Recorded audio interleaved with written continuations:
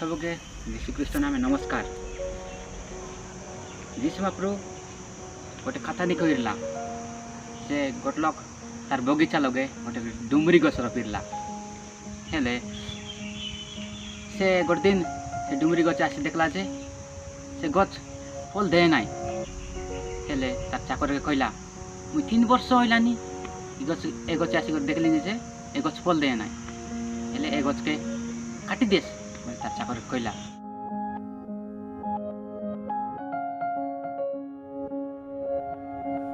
माता तार चाकर तार मालिक काटे बोला मालिक मके गोटे वर्ष दे मुई इति गोबर खत मन आनी पकाइबी सबू बढ़िया संग जत्न नेबी पचे गोटे वर्ष पचे आसी देख काटे होइलानी तार मालिक कहला जदि से गछ फल न दे हेले से गछ के काटी दिऊ बोली चाकर कहला तार मालिक के हेले मृत्यु तार 7 अध्याय 17, 18, 19 लगे कगाला আছে যে भल गछ भल फल देसी खराब गछ खराब फल देसी अरे भल गछ खराब फल न दे खराब गछ भल फल न दे